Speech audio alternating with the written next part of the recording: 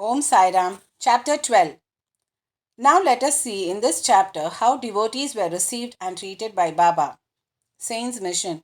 We have seen before that the purpose or object of divine incarnation is to protect the good and destroy the wicked, but the mission of the saints is quite different. To them, the good and the wicked are the same. First, they feel for the evildoers and set them on the right path.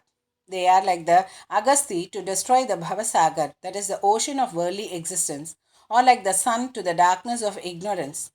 The Lord God dwells in the saints. In fact, they are not different from Him. Our Sai is one of these who incarnated for the welfare of the devotees, supreme in knowledge and surrounded with divine lustre. He loved all beings equally. He was unattached. Foes and friends, kings and paupers were the same to him. Hear his past. For the sake of devotees, he spent his stock of merits and was ever alert to help them. But the devotees could never approach him unless he meant to receive them. If their turn did not come, Baba did not remember them and his leelas could not reach their ears. Now, how could they think of seeing him? Some men desired to see Sai Baba, but they did not get any opportunity of taking his darshan till his Mahasamadhi. There are many such persons whose desire for Baba's darshan was not thus satisfied. If these persons, believing in him, listen to his leelas, their quest for milk, that is the darshan, will be to a great extent satisfied by the buttermilk, that is the leelas. If some persons went there by sheer luck and took Baba's darshan, were they able to stay there longer? No. Nobody could go there of his own accord, and nobody could stay there long even if he so wished. They could stay there so long as Baba permitted them to stay and had to leave the place when asked to do so by Baba. So everything depended on Baba's will. Kaka Mahajani. Once Kaka Mahajani went to Shirdi from Bombay. He wanted to stay there for 1 week and enjoy the Gokulashtami festival. As soon as he took Baba's darshan, Baba asked him, "When are you returning home?" He was rather surprised at this question, but he had to give an answer. He said that he would go home when Baba ordered him to do so. Then Baba said, "Go tomorrow." Baba's word was law and had to be obeyed. Kaka Mahajani therefore left Shirdi immediately. When he went to his office in Bombay, he found that his employer was anxiously waiting for him. His munim, that is the manager, suddenly fell ill, hence Kaka's presence was absolutely necessary. He had sent a letter to Kaka at Shirdi, which was redirected to him at Bombay. Bua Sahib Dumal. Now listen to an opposite story. Once Bau Sahib Dumal, a pleader, was going to Nifat for a case. On the way, he came to Shirdi, took Baba's darshan and wanted to proceed to Nifat immediately. But Baba did not permit him to do so. He made him stay at Shirdi for a week or more. In the meanwhile, the magistrate at Nifat suffered intensely from pain in his abdomen and the case was adjourned. Mr. Dumal was then allowed to go and attend his case. It went on for some months and was tried by 4 magistrates. Ultimately, Mr. Dumal won the case and his client was acquitted. Mrs. Nimonkar. Mr. Nana Sahib Nimonkar, Wartender of Noman and honorary magistrate, was staying in Shirdi with his wife. Mr. and Mrs. Nimonkar were spending most of the time in the masjid with Baba and serving him. It so happened that their son fell ill at Belapur and the mother decided, with Baba's consent, to go to Belapur and see her son and other relatives and stay there for a few days. But Mr. Nana Sahib asked her to return the next day. The lady was in a fix and did not know what to do, but her god Sai came to her help. While leaving Shirdi, she went to Baba, who was standing in front of Sade's Vada with Mr. Nana Sahib and others, and prostrated at his feet and asked his permission to go. Baba said to her, Go quickly, be calm and unperturbed. Stay comfortably at Belapur for 4 days. See all your relatives and then return to Shirdi." How opportune were Baba's words. Mr. Nana Sahib's proposal was overruled by Baba's decree. Muley Shastri of Nasik. An orthodox Agnihotri Brahmin of Nasik by name Muley Shastri, who had studied the 6 Shastras and was well versed in astrology and palmistry, once came to Shirdi to see Mr. Babu Saheb Booty, the famous milliner of Nagpur. After seeing him, he and others went to see Baba in the masjid. Baba bought various fruits and other things from vendors with his own money and distributed them to the persons present in the masjid.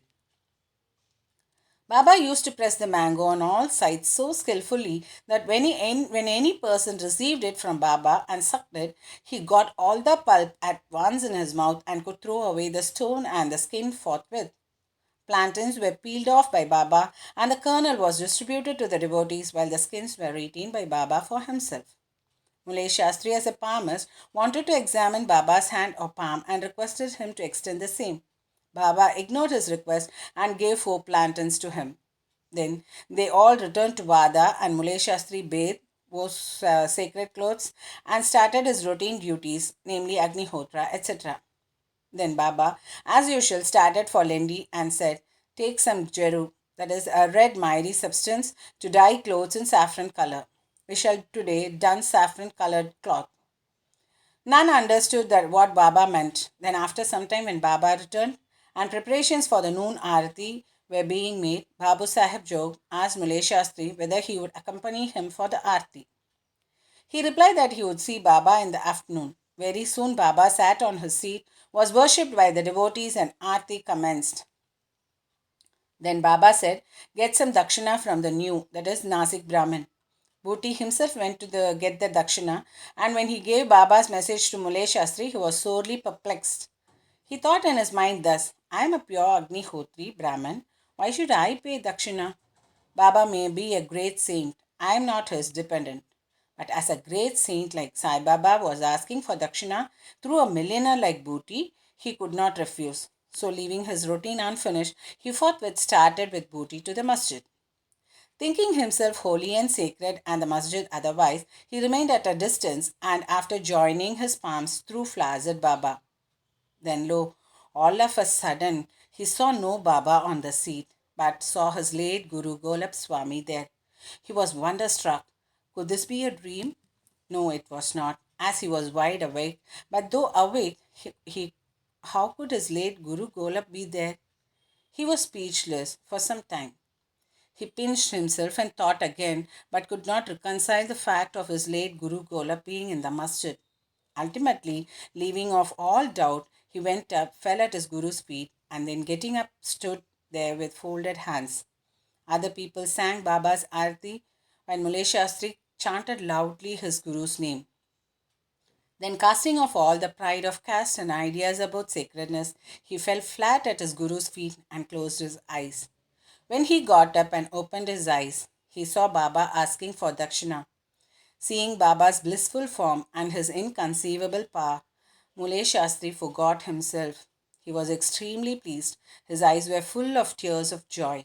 He again saluted Baba and gave the dakshina. He said that his doubt was removed and that he saw his own Guru. On seeing this wonderful Leela of Baba, all the people, including Mulay Shastri, were much moved and they realized the meaning of Baba's words. Bring Guru, Jerud, we shall dance saffron colored garment. Such is the wonderful Leela of Baba. A doctor. Once a Mamlatdar came to Shirdi with a doctor friend of his. The doctor said that his deity was Rama and that he would not bow before a Mohammedan and so he was unwilling to go to Shirdi. The Mamlatdar replied that nobody would press him to make a bow nor would ask him to do so. So he should come and give the pleasure of his company. Accordingly, they came to Shirdi and went to the masjid for Baba's darshan.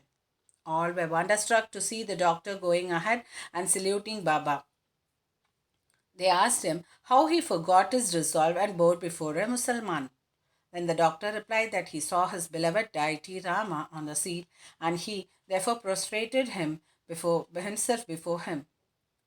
Then, as he was saying this, he saw Sai Baba there again. Being dismayed, he said, "Is this a dream?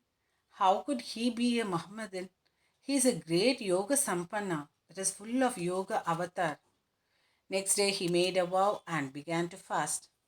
He absented himself from the masjid, resolving not to go there until Baba blessed him. 3 days passed, and on the fourth day, a close friend of his from Khandesh turned up, and with him he went to the masjid for Baba's darshan. After the salutation, Baba asked him whether anybody had gone to call him so that he had come. Hearing this vital question, the doctor was moved. The same night he was blessed by Baba and he experienced the bliss supreme in his sleep. Then he left for his town where he experienced the same state of fortnight. Thus his devotion to Sai Baba increased manifold. The moral of all the stories mentioned above, especially that of Mulay Shastri, is this, that we should have firm faith in our Guru and nowhere else. More Leelas of Sai Baba will be described in the next chapter. Bow to Sri Sai, peace be to all. Om Sairam.